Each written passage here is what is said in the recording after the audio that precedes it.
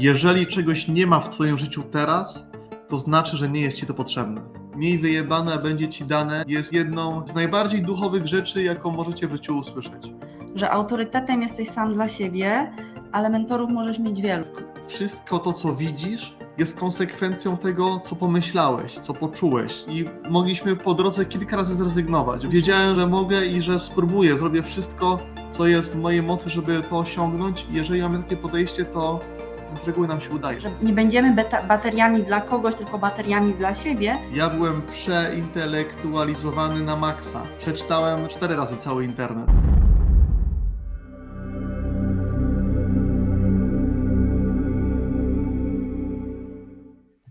Dobrze, zaczynamy. Neo, czym jest Matrix, Trinity? Odpowiedź istnieje. Szukacie i znajdzie, jeśli tego zechcesz. I tak, kochani, właśnie jest z wami też i z nami, że szukaliśmy tej odpowiedzi i byliśmy ciekawi, co jest tak naprawdę nie tak, bo jak Morfeusz powiedział, pozwól, że powiem ci, dlaczego tu jesteś. Wiesz coś tego, co wiesz, nie możesz wyjaśnić, ale czułeś to przez całe życie. I powiedzcie mi, kochani, kto miał tak, że czuł, że coś jest inaczej niż to, co wszyscy mu do tej pory mówili.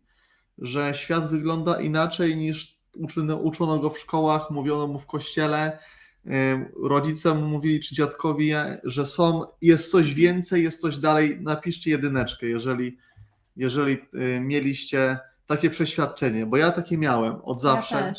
Generalnie jeszcze taka druga rzecz. Jesteście tutaj nie bez przyczyny w tej grupie. To, co tutaj zawsze mówimy, bo my też, że tak powiem, sprawdzamy energetycznie, z kim pracujemy, żeby móc jakoś reagować na Was. Tutaj jest bardzo duży poziom takiej świadomości, może jeszcze nie nazwanej słowami, ale takiej gotowości i otwartości. I nie ma przypadków, to wiecie.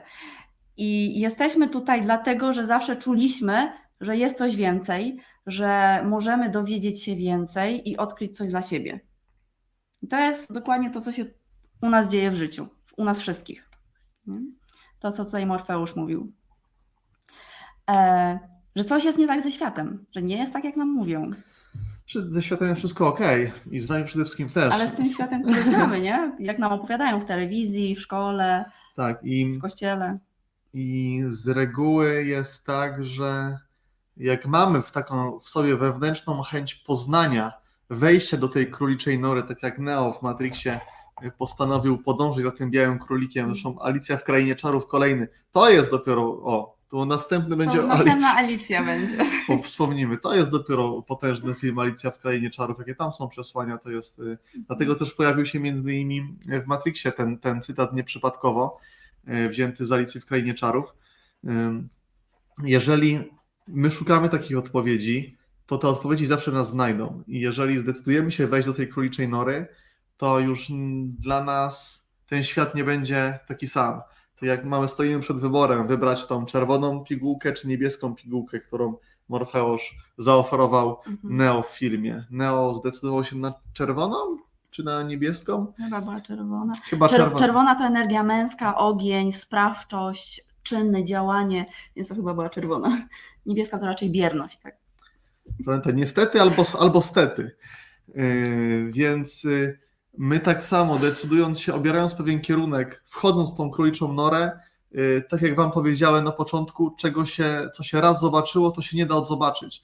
I czego wy się raz dowiedzieliście, tego się już nie da oddowiedzieć. To już ta wiedza w was zostaje i ten poziom w was jest. Dlatego my często mówimy, że jak się wraz z rozwojem swojej świadomości, wraz z przypominaniem sobie tak naprawdę tego, co już wiecie, bo to wam powtarzamy na każdym kroku, że wiedza to nie jest coś, czego wy się uczycie. Wiedza to jest coś, co wy sobie przypominacie, bo ta wiedza jest od zawsze w was, tylko wybraliście ją zapomnieć. Więc przypominając sobie te wszystkie rzeczy, można to porównać do wchodzenia po drabinie, gdzie każdy szczebelek następny, na który wchodzicie, to ten spod spodu odpada i wy już nie możecie się cofnąć.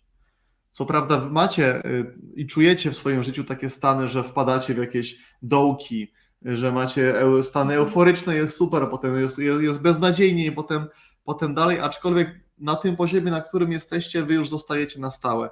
Jakby dół drabiny jest odcinany, możecie iść cały czas tylko coraz wyżej w górę. Tak, co my tu mamy? Matrix jest wszędzie, jeśli tylko to zobaczymy. Dobra. Matrix jest wszędzie, otacza nas ze wszystkich stron, nawet tu i teraz. I tak, kochani, jest. Matrix to tak naprawdę to jest to nasze życie, w którym się znajdujemy. To jest ta przestrzeń, w której operujemy. Wychodząc na zewnątrz, wstając rano, wszystko to, co widzimy, można powiedzieć, ta cała rzeczywistość w filmie została to nazwane, to zostało Matrixem, my możemy nazwać to naszą rzeczywistością, aczkolwiek ta rzeczywistość nie jest taka wcale rzeczywista, jak nam się wydaje, co nawet mówi fizyka kwantowa, że tutaj wszystko to, co widzimy, to nie jest takie, jakie wydaje się być. Fizyka kwantowa mówi, że materia składa się z niematerii, czyli wszystko, co widzimy, tak naprawdę jest wibrującą energią, a my widzimy to jako coś stałego. Nie będę tego tematu rozwijał, bo byśmy tu siedzieli do jutra, aczkolwiek ważne, żebyście wiedzieli, że to, co widzicie za rzeczywiste, za trwałe, za stałe, to takie nie jest. Będziemy o tym mówić więcej odnośnie, poruszając inne tematy, bo to jest studnia bez dna. Na razie wam tyle wystarczy. Tak, ale nie idąc też bardzo daleko. To jest świat, który pokazali nam przed oczami, żeby przysłonić coś, co istnieje naprawdę. I poza tym, że te rzeczy tutaj są stałe i my je widzimy, mimo że są też w formie wibracyjnej, to chociażby całe media. Tak? To cała sytuacja geopolityczna, ekonomiczna, społeczna, wszystko, co się dzieje. Słuchajcie, no od 9/11 to ja wcześniej, że tak powiem, nie śledziłam tych rzeczy, ale od ataku na World Trade Center to jest co chwilę coś. Co chwilę, po prostu, żeby wzbudzić strach i panikę w ludziach. Będziemy o tym za chwilę też mówili więcej, ale tak, ogólnie to nie jest tak, że też chciałbym tutaj zaznaczyć bardzo jedną ważną rzecz. To nie jest tak, że są oni i jesteśmy my. Nie jest tak w Matrixie, że są dobrzy i są źli. Musicie wiedzieć, że wszystko to jesteście wy tak naprawdę. I to, jak reagujecie na dane rzeczy, to jest klucz do wszystkiego. To, w jaki sposób podchodzicie. Czy uważacie, że na przykład rządzący są źli, że jest jakiś jeden wielki plan na naszego zniewolenia, uciemiężenia, że wszystko naokoło działa przeciwko tobie i wszystko jest nie tak, że ludzie to oszuści, złodzieje i tak dalej, i tak dalej, i tak dalej. Jeżeli to, co myślisz, jakie są twoje przekonania na dany temat, one tworzą twoją rzeczywistość. Więc jeżeli żyjesz w stanie zagrożenia, co jest jakby pierwszym krokiem takim, w moim przypadku, ale w przypadku wielu osób, które ja znam, które tak jak w poprzednim cytacie było wspomniane, że czują, że coś jest nie tak, to oni zaczynają wchodzić w te tematy z teorii spiskowych. I te teorie spiskowe w większości nie są teoriami spiskowymi. One są w większości prawdziwe, ale nie o to tu chodzi. Mi chodzi o to, żeby nie wkręcać się w te historie. Czy to jest prawda, czy to jest nieprawda, czy jest jakieś NWO, Rothschildowie, reptylianie, którzy nas kontrolują, bo to nie ma żadnego znaczenia. Bo koncentrując się na takich rzeczach, my oddajemy swoją energię im. I to jest ich jakby, można powiedzieć, jeżeli jakikolwiek jest cel w tym, to jest ich celem tego wszystkiego jest pozyskanie naszej energii. Więc nie rozdawajmy tej energii naokoło. W Matrixie była taka scena, tylko to chyba w drugiej części, jak agent Smith wchodził w ciało różnych osób, tak? I no chyba zresztą też to było pokazane właśnie, że wszystko jest twoim przedłużeniem, wszystko jest twoją emanacją, tak samo papież, Illuminati, ten, który handluje bronią i ten, który rozdaje jedzenie biednym osobom, więc wszystko jest tobą. Tak? Wszystko to jest twoja wersja. Pytanie, jakie masz podświadome przekonania i jak reagujesz na te różne postaci. Dokładnie. Także zamiast wchodzić w dane sytuacje, obserwować je z boku, przyglądać się im, bo ostatecznie to nie ma żadnego znaczenia. Fajnie pewne rzeczy wiedzieć, ale jeżeli jesteś na tym etapie, gdzie się nimi fascynujecie, no to może lepiej proponuję zacząć fascynować się sobą i to, jakie ty masz możliwości, co ty możesz zrobić, bo znając swoją prawdziwą moc, będzie o tym dzisiaj slajd, to wam powiem, co możecie. Ale to też jest taki etap w życiu, ja pamiętam u siebie, jak gdzieś tam na początku, jak wchodziłam w wiek dorosły, jak zaczęłam szukać różnych teorii spiskowych, to ja nie spałam, tylko potrafiłam przez cały miesiąc non-stop siedzieć w internecie. Jak ktoś chce zapytać jakąś teorię spiskową, to możecie napisać, bo ja znam wszystkie chyba. Więc ja prześwietlam temat od A do Z. A jak już prześwietliłam wszystkie i wpadłam w taką depresję, to stwierdziłam, nie, no to jest zły kierunek, bo to jest taka studnia bez dna. Nie? Znaczy, to są ciekawe rzeczy. Ja też przeczytałem cały internet 2 razy, bo miałem na to czas i przez wiele, wiele lat pasjonowałem się takimi rzeczami. I wiem, że fajnie to wiedzieć, ale to nic nie zmieni. Znaczy, dokładnie. W waszym życiu to nic nie zmieni. A jesteśmy tu po to, żeby zmieniać wasze życie. I sama wiedza nie wystarcza. I to jak tutaj mówi Morfeusz, próbuję uwolnić twój umysł, Nio, ale mogę wskazać ci tylko drzwi. Sam musisz przez nie przejść. I to jest bardzo ważna wiadomość dla nas wszystkich, że wiedza powszechnie jest dostępna. Narzędzia są dostępne. My możemy wam powiedzieć, zresztą na warsztatach często dzielimy się konkretnymi narzędziami do zmiany każdego obszaru w waszym życiu, ale to wy ostatecznie jesteście tymi, którzy z tych narzędzi muszą skorzystać, w sensie muszą, jeżeli chcą coś zmienić. Czyli sami musicie przez te drzwi przejść. My wam te drzwi wskazujemy, mówimy, to są te drzwi, otwieramy wam je, ale to wy musicie przez nie przejść, bo nikt za was nic nie zrobi, kochani. Tak, to też jest to fajne zdanie, które się pojawiło w grupie, że autorytetem jesteś sam dla siebie, ale mentorów możesz mieć wielu i mentorzy będą ci pokazywali różne drzwi, ale ty jako autorytet sam dla siebie musisz wybrać, przez które przejdziesz, albo nawet jeżeli wszyscy pokazują ci jedne drzwi, to musisz wybrać, czy przejdziesz, czy jeszcze zostajesz po tej stronie, bo tutaj jest wygodnie, tutaj jest bezpiecznie, a tam nie wiadomo, co się zdarzy. Tak umysł na to patrzy. Dokładnie, także często jest tak, że osoby widzą te drzwi. Te drzwi są już otwarte i te osoby robią krok przez te drzwi, ale widzą, co tam jest po drugiej stronie i mówią, nie, tego nie chcę i się cofają. I mieliśmy nawet ostatnio taki przypadek, może nie będę szczegółów mówił, ale myślę, że każde z was, jeżeli jesteście w rozwoju od jakiegoś czasu, doświadczyło takich sytuacji, że na przykład ja doświadczałem wielokrotnie, wybierając się na jakieś szkolenia czy kursy i osoby, które jeździły też na te kursy, każda przynajmniej miała jeden taki przypadek w swoim życiu, że coś blokuje nas przed dotarciem w takie miejsce. Na przykład czasami, nie wiem, nie możemy zrobić przelewu, bo nie przechodzi.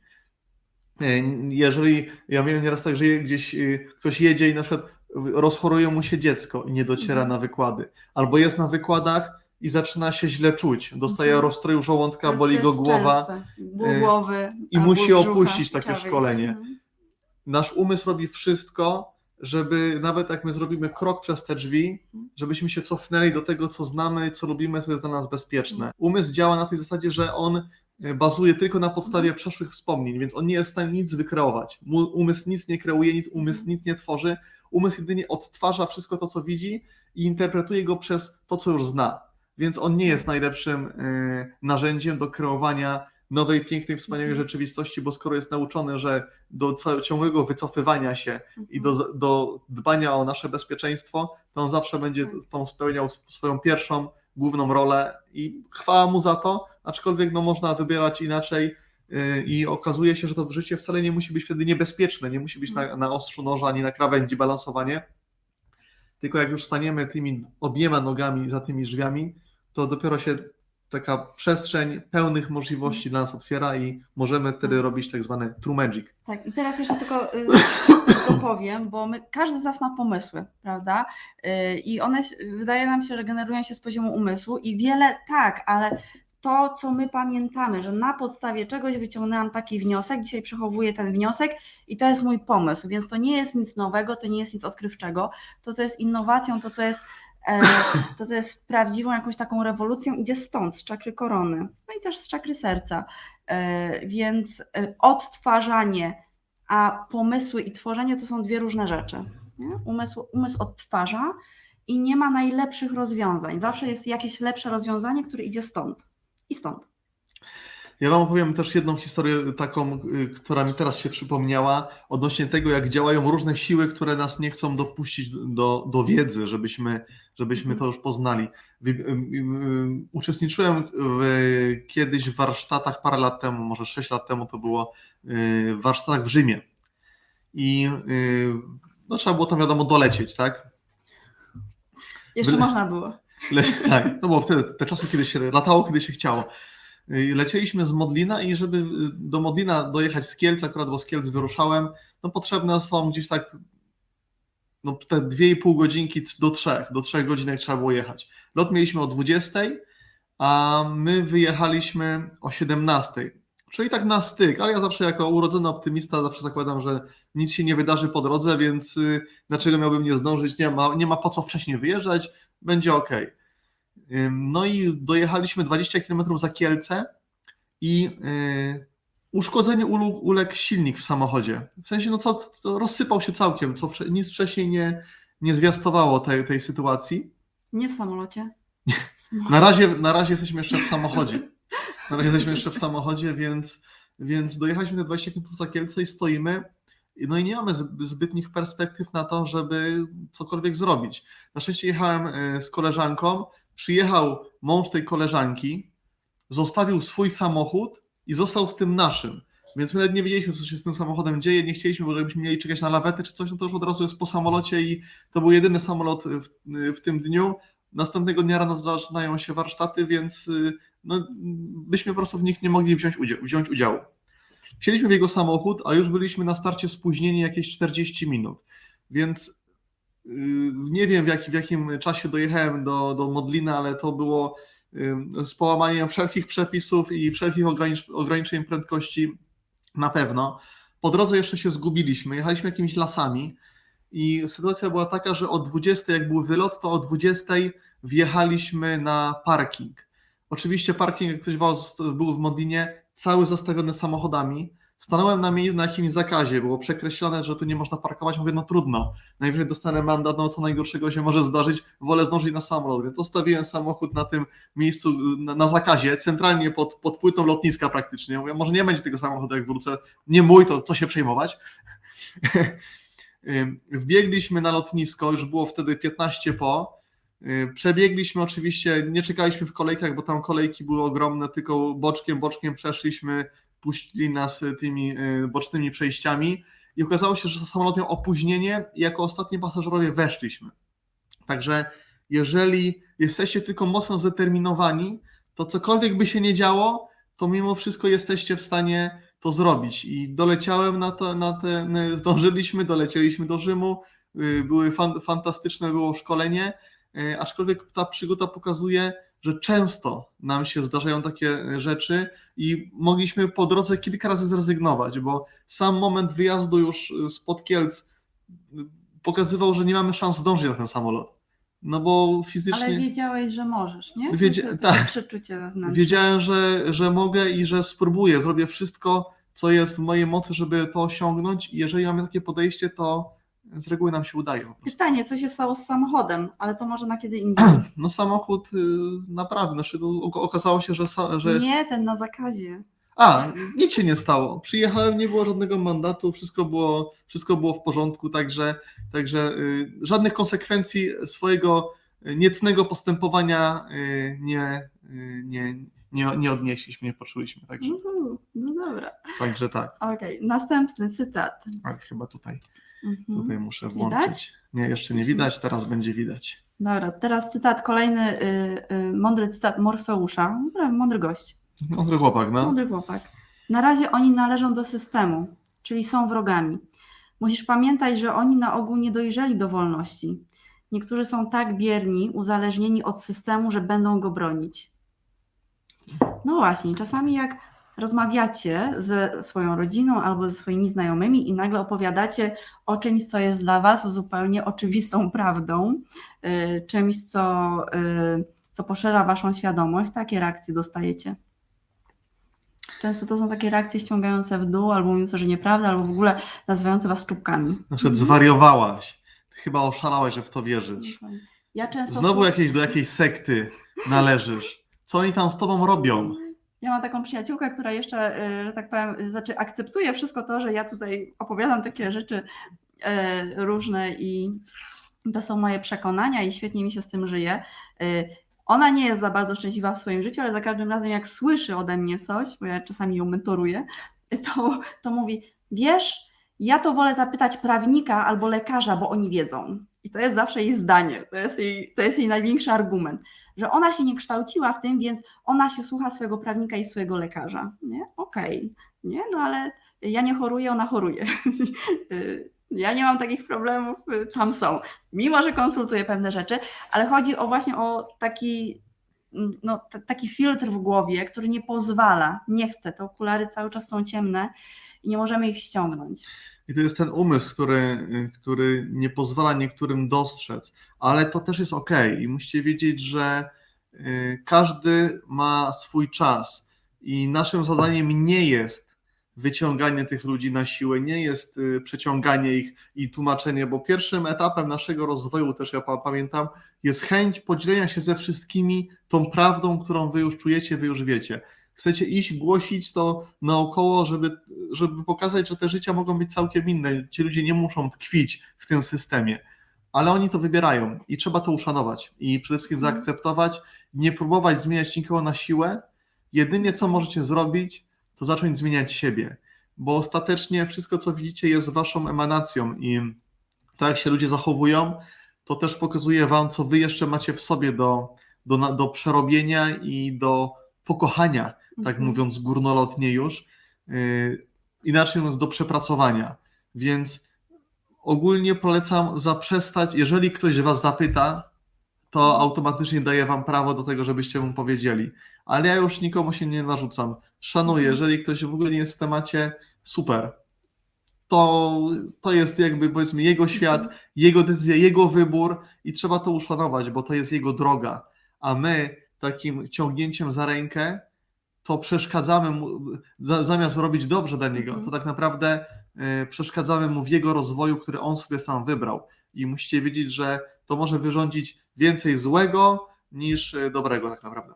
Tak, aczkolwiek my jesteśmy po coś dla siebie, nie? I jeżeli jeszcze spotykamy na swojej drodze takie osoby, które jakby nie chcą przyjąć do wiadomości tego, że można spojrzeć inaczej, to znaczy, że no w moim przypadku to jest tak, ja to widzę i czuję, że jest jeszcze jakaś część mojego umysłu, która się gdzieś tam trzyma pazurami, tak, a może jednak ten fundamentalny system, nie?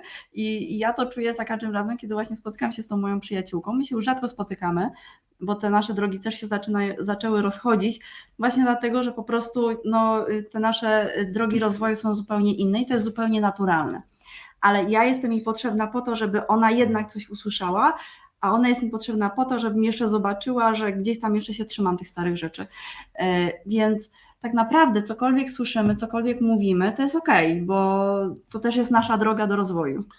Dorotka tutaj napisała, na dodatek jeszcze nas oceniają. To do końca z tym ocenianiem nie jest tak, bo jeżeli ktoś kogoś tu ocenia, to my sami siebie oceniamy. To my gdzieś czujemy się w pewnych sferach niekompletni, czujemy się gorsi, czujemy się niegodni czegoś i ci, którzy wydaje się nam, że nas osądzają, to tak naprawdę to są, oni mówią, oni tylko jakby poruszają ustami, ale mówią to, co my chcemy i co powinniśmy usłyszeć, po to tylko, żeby móc to w sobie przerobić. Tak. Ale to też temat na inne spotkanie. Dokładnie. Ale pamiętajcie, każda osoba, którą spotykasz, czyta tylko i wyłącznie scenariusz, który ty mu napisałeś. Tyle, kropka. Dobra sekta nie jest zła. Otóż to.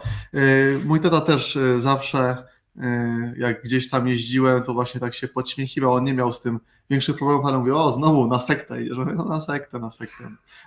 A tych sekt u mnie w moim życiu było wiele, także ciężkie miał życie mój tata ze mną, bo to od 17 lat ponad to przynajmniej tak raz, 2, 3, 4 razy w miesiącu praktycznie co weekend gdzieś jeździłem, więc... To ja pozdrawiam moją sektę Tai Chi jeszcze sprzed kilkunastu lat. Pokażcie się, jak tutaj jesteście. Wszyscy wiecie, o co chodzi. Nie? Wszyscy byli zajawieni, ćwiczyliśmy 24/7. No. Dokładnie. Więcej jeszcze o samym tym systemie oceniania i tym, jakie rzeczy są, a jakie nie są. Więcej i szerzej na naszych warsztatach też często mówimy i osoby, które u nas były, to dla nich nie jest to nowość, aczkolwiek to bardzo warto ten temat zgłębić i zacząć się temu przyglądać, że to, co się dzieje naokoło nas, to wziąć za to odpowiedzialność. Wziąć odpowiedzialność, że że wszystko, co się dzieje na zewnątrz, to jest tak naprawdę nasza kreacja. Dobra, następny cytat, jaki mamy? Jaki mamy następny cytat? Już patrzymy. To z drugiej części. Tutaj, dobra. Jesteś tutaj, ponieważ Cię tu przysłano, kazano Ci tu przyjść, a potem posłuchałeś. Tu jest mówione, to mówi Merowing, to jest z drugiej części Matrixa, to jest ten taki pan Francuz, on tam siedzi z Moniką Bellucci, jeżeli kojarzycie, gdzie Neo z ekipą odwiedzają go w restauracji i mówi, że jest jedna stała, jest uniwersalna prawda, przyczynowość, akcja i reakcja, przyczyna i skutek. To się tyczy karmy, której ostatnio Wam mówiliśmy, że tak naprawdę ta karma istnieje i nie istnieje jednocześnie. A karma to nic innego właśnie jak ta przyczyna i skutek. Karmę my interpretujemy trochę jako prawo przyciągania, czyli wszystko to, co zasiejesz, to zbierzesz. To jest karma. Czyli karma jest twoimi myślami. Ty sobie sam tworzysz tą karmę, jeżeli już używamy tego wyrażenia. I wszystko to, co widzisz, jest konsekwencją tego, co pomyślałeś, co poczułeś, jakie są twoje podświadome przekonania, jaka jest twoja wizja świata. I to jest ta karma, o której wszyscy mówią. Czyli przyczyna zawsze powstaje w tobie, czyli najpierw musiała się pojawić jakaś myśl, którą zasiałeś i potem te plony zbierasz. To jest jak z rolnikiem, który sieje na polu, zasiewa ziarna i potem z nich powstają plony. Jeżeli je podlewa, jeżeli o nie dba, to te plony są słodkie, a jeżeli zostawi to sobie samopas, to wyrosną chwasty i te plony będą gorzkie. I tak jest właśnie w naszym życiu. I jeżeli istnieje jakaś karma, to istnieje właśnie taka. Czyli my sobie ją sami tworzymy. Tutaj ktoś napisał, to nie karma, tylko prawo przyczyny i skutku. Jeżeli sobie poczytasz sanskryt, to oryginalnie słowo karma właśnie oznacza przyczynę i skutek. Dzisiaj używamy słowa karma w odniesieniu do poprzednich żyć, ale tak naprawdę to jest tylko i wyłącznie to, co myślisz i czynisz dzisiaj, teraz. Karma to jest przyczyna i skutek i to jest oryginalne znaczenie tego słowa. Mówimy, że to nie jest tak, że nie ma też z poprzednich żyć. Wszystko dzieje się równolegle i my mówimy o karmie jako właśnie o przyczynie i skutku. To jest karma. To jest karma, bo karma to nie jest, że coś zrobiłeś kiedyś źle i teraz będziesz za to odpowiadał. To jest przyczyna i skutek. To jest to, co siejesz, to zbierasz. Inaczej mówiąc, karma to jest przyczynowość, czyli to, co zasiałeś, to zebrałeś. Tyle. Słuchajcie, szukamy odpowiedzi. Ktoś napisał, karma jest tu i teraz. Dokładnie. Szukamy naprawdę u źródeł. Czasami szukamy u takich mentorów i u takich duchowych przywódców, którzy gdzieś tam nawet czytają w oryginałach te teksty. Dzisiaj zupełnie na zachodzie inaczej rozumiemy pewne sprawy, ale będziemy się tutaj z Wami dzielić właśnie takimi tym, co źródłowymi. Tym, co jest. Będziemy się dzielić tym, co jest. Nie to, co jak jest interpretowane. W Indiach na przykład karma uważa się, że to jest na zasadzie co się zrobiło kiedyś, to za to się teraz odpowiada. Czyli jak zrobisz dobrze, to będziesz miał dobrze. Jak zrobiłeś źle, to będziesz miał źle. Tylko kto odpowiada za to dobrze czy źle? Bo we wszechświecie nie istnieje żaden uniwersalny osąd. Bóg to nie jest taki starzec z siwą brodą, siedzący na tronie, który patrzy i mówi, o ty zrobiłeś dobrze, a ty zrobiłeś źle. Ma taki dzienniczek, gdzie ma 7 miliardów istot różnych tylko na Ziemi, a przecież są jeszcze inne planety, inne życia we wszechświecie. I on siedzi tylko i każdego ocenia. Tak nie jest. Więc tak naprawdę karma, czyli ta przyczynowość, zależy tylko od tego, kto jest, od siewcy inaczej mówiąc, od tego, kto sieje. Czyli wszystko, co ty uważasz za dobre, będzie dla ciebie dobre. Wszystko, co uważasz za złe, będzie dla ciebie złe. I bez znaczenia jest to, co myślą inni. Czyli podświadome przekonanie.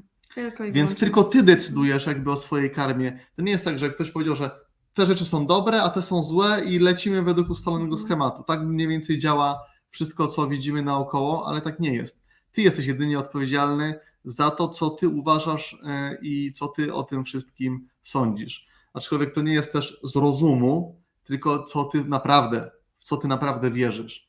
Bo to, w co my naprawdę wierzymy, sprawia, że nie możemy być równi, w sensie nie możemy, tylko wydaje się nam, że nie możemy być równi takim istotom jak Budda czy jak Jezus, którzy mówili, że jedyną różnicą między nami a nimi jest taka, że oni wiedzą, kim są, a my jeszcze tego nie wiemy.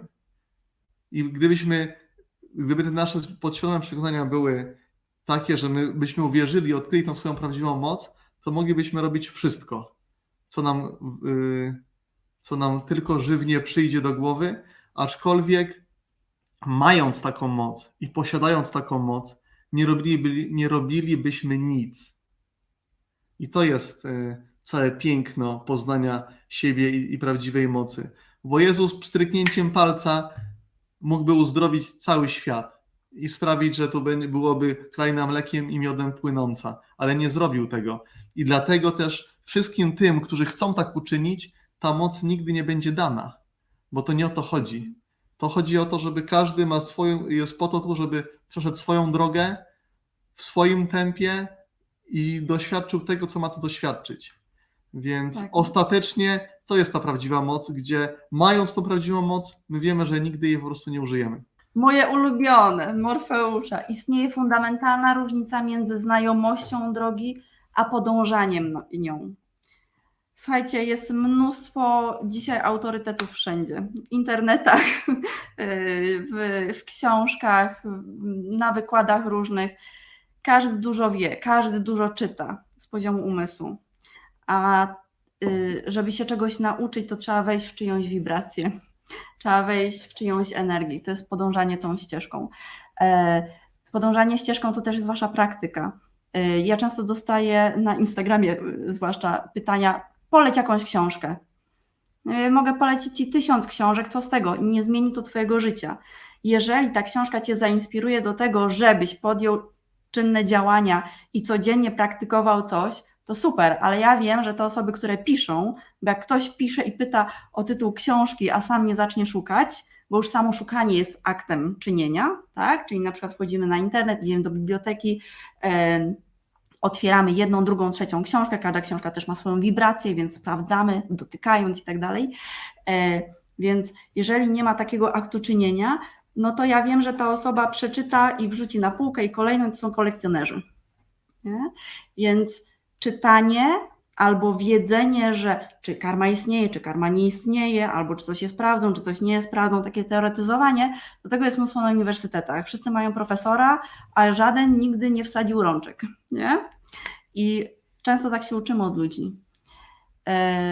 Często na przykład też się uczymy od ludzi, którzy na przykład radzą nam na temat związków, a nigdy w życiu nie mieli spełnionego związku. Albo radzą nam na temat biznesu, a nigdy w życiu nie mieli biznesu, który dużo zarabiał i tak dalej.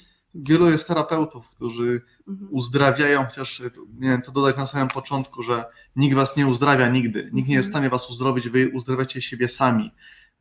To przy tej pierwszej części odnośnie mentorów, co mówiliśmy. Więc jak ktoś mówi, że was z czegoś uzdrowi, to lepiej od takiej osoby uciekajcie, bo tylko ci prawdziwi uzdrowiciele, oni wiedzą, i oni wam powiedzą, że oni niczego nie robią, to wy sami siebie uzdrawiacie. Oni mogą jedynie to pokierować odpowiednio tą energią i być dla was narzędziem po prostu, które wy wykorzystujecie. Ale wracając, że fundamentalna różnica między znajomością drogi a podążaniem nią, czyli ja sam taki byłem. Ja byłem przeintelektualizowany na maksa. Przeczytałem, tak jak wam mówię, nie 2 razy, ale 4 razy cały internet. Robiłem to, słuchajcie, wyobraźcie sobie, że siedzisz codziennie po 5-6 godzin przynajmniej, bo kiedy zacząłem swoją działalność 7 lat temu, i już zacząłem trochę się rozwijać wcześniej, ale miałem otworzyłem taką firmę, która, nie wiem, może pracowałem 2 godziny dziennie, wystarczało to, żebym pracował, więc całą resztę, powiedzmy 5, 6, 7 godzin dziennie przez kilkanaście ostatnich lat czytałem.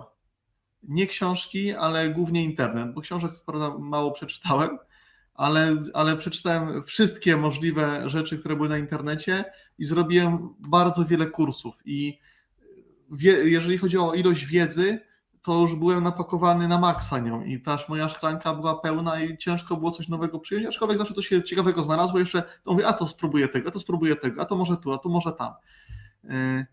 Ale efekt był tego mizerny. Oprócz tego, że wiedziałem, jakie rzeczy są, to w moim życiu naokoło niewiele się zmieniało, a może nie tyle, co ja oczekiwałem, bo zmiana była i tak ogromna. Zmiana w postrzeganiu rzeczywistości i zmiana w tym wszystkim, aczkolwiek cały czas spotkały mnie sytuacje, które uważałem za niekorzystne. Cały czas spotkały mnie sytuacje, których nie chciałem w swoim życiu. Czyli takie, wiecie, to jest to, co mówię na początku, górki i dołki cały czas. I to jest to właśnie, to jest ta wiedza, ale nie podążanie za tą wiedzą. I dopiero w momencie, kiedy coś mi się w głowie przeklikało i kiedy zacząłem stosować tą wiedzę, nie tylko wiedzieć, ale stosować ją, wykorzystywać narzędzia, te, o których na warsztatach też wspominamy i które dajemy, to dopiero wtedy wszystko się zmieniło i to było od razu. Ta zmiana to nie jest proces, tak jak nasza droga do oświecenia nie jest procesem.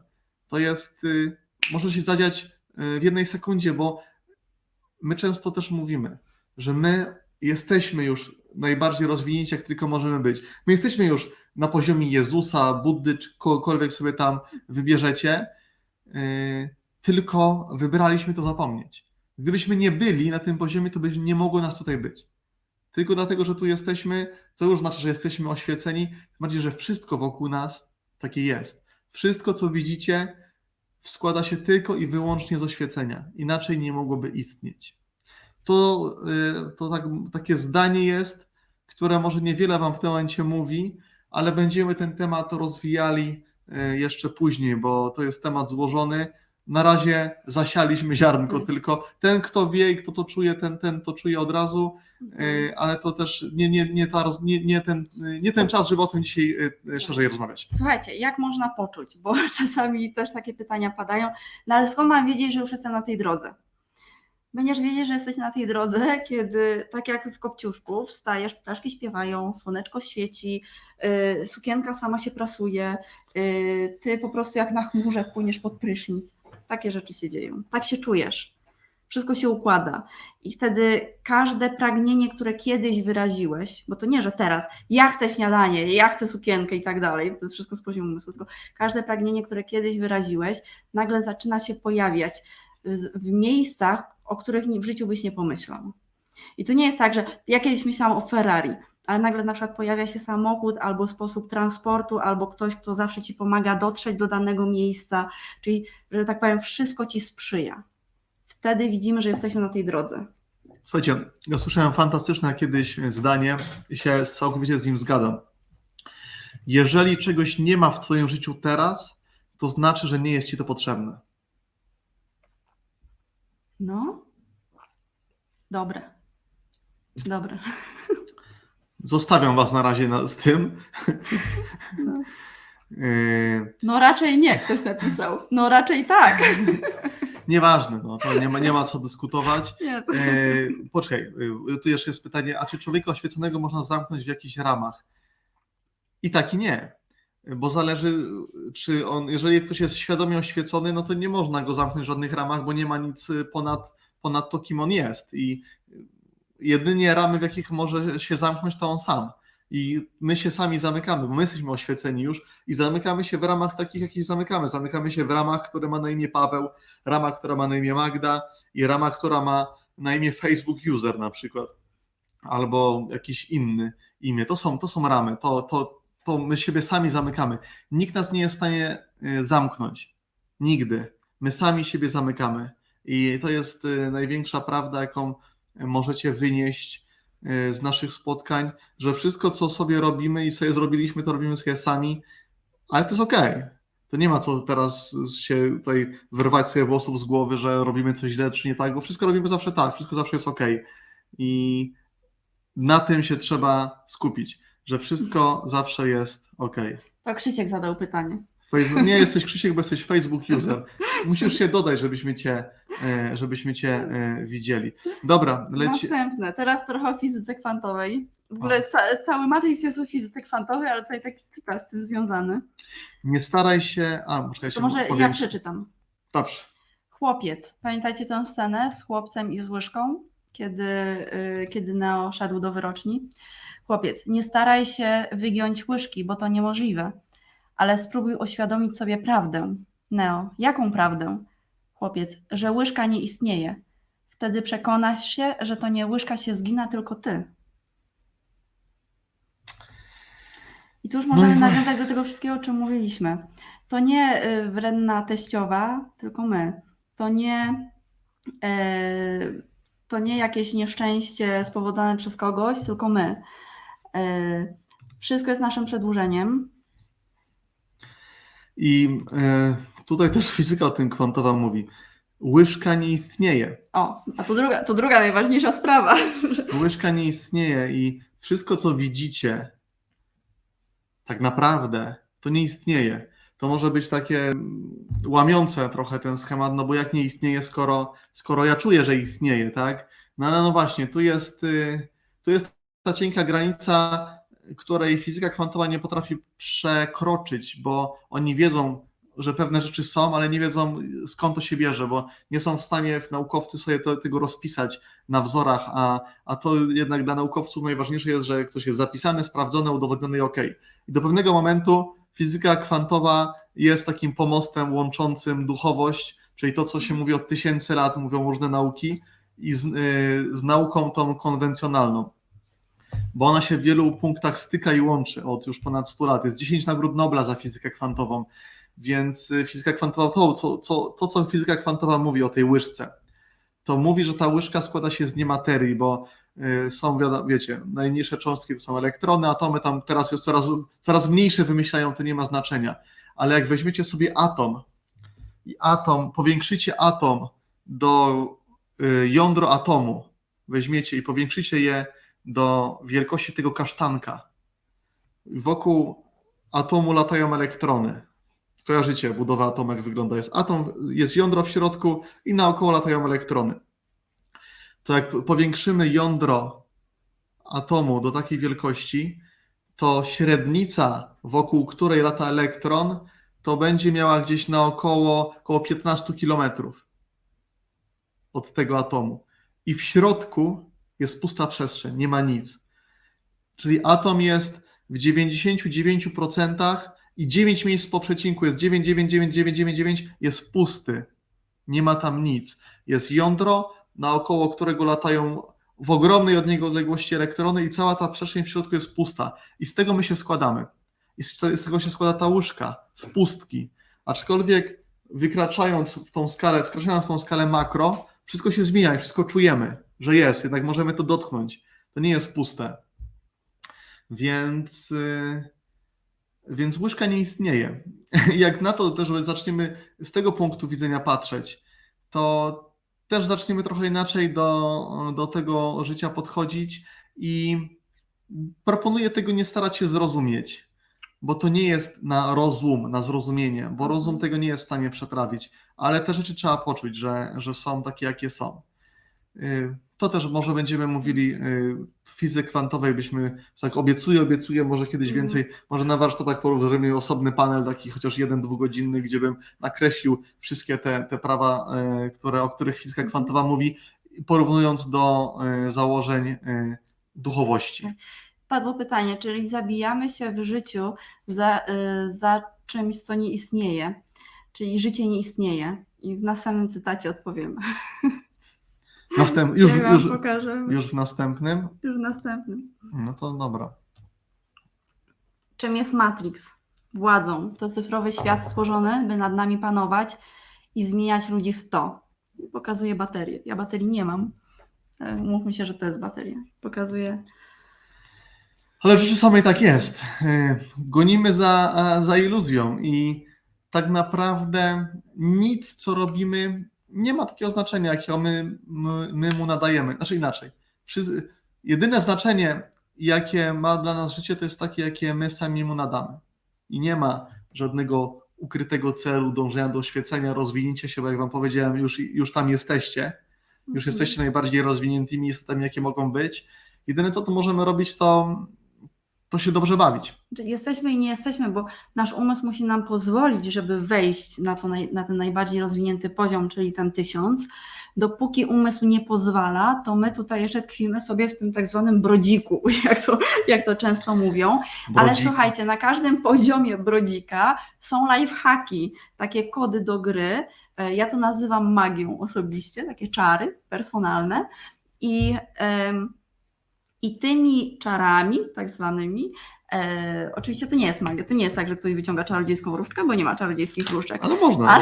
Ale można. Nawet długopis może być czarodziejską różdżką, No wszystko właśnie. co zechcesz. Tak, więc tymi tak zwanymi czarami możemy sprawić, że ktoś tam pytał o jedzenie, że jedzenie będzie nam służyć, bo dzisiaj większości ludziom nie służy, że będziemy umieli ukierunkować swoją energię, bo dzisiaj prawie wszyscy wytracają ją na głupoty, że nie będziemy bateriami dla kogoś, tylko bateriami dla siebie, albo będziemy mogli swoją energią zasilić konkretne miejsce, konkretną osobę, konkretną rzecz, bo na razie to właśnie ta tak zwana władza nas trochę strzyże.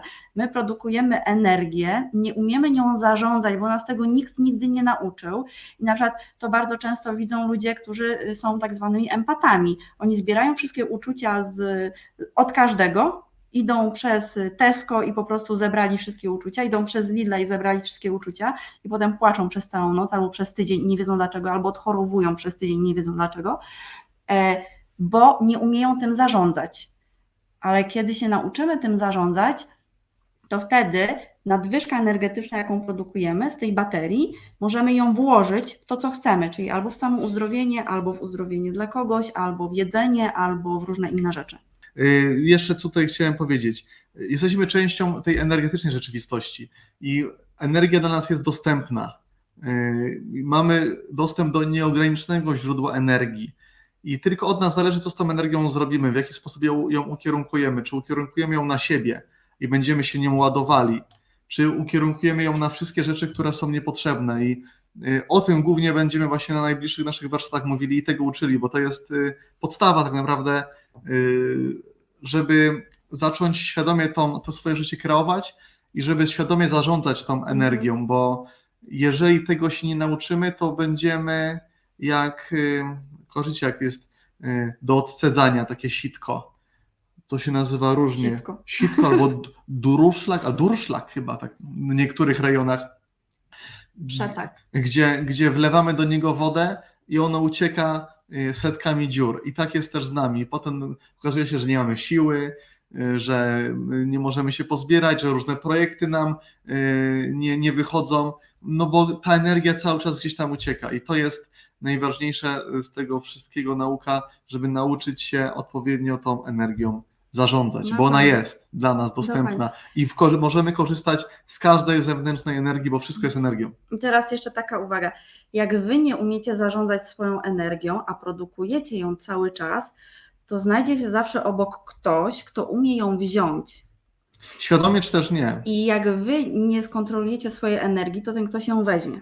To jest takie prawo I wy go wtedy nazwiecie wampirem energetycznym, bo on czuje, że macie więcej energii, bo osoby, które gdzieś tam się rozwijają, mają większe przepływy, mają więcej rzeczy w sobie odblokowanych i zauważcie, że do was dużo osób może lgnąć, lubić przebywać w waszej energii i tą waszą energią się ogrzewać, w tym waszym blaskiem, można powiedzieć, i czerpać z niej. Ale jeżeli nie umiecie świadomie nią zarządzić, to wtedy będziecie oddawali swoją energię, a nie tą energię źródła, która jest dostępna dla wszystkich, która przez was przepływa. Bo to nie o to chodzi, żeby się od nich odciąć, postawić mury, zablokować się i otoczyć się i się chronić przed tymi osobami. Bo można im dawać tyle, ile potrzebują i jednocześnie może dla was tyle samo zostawiać, bo to nie jest tak, że wy jesteście naładowani jak bateria Duracell, jak się skończy poziom, to jest koniec, tak?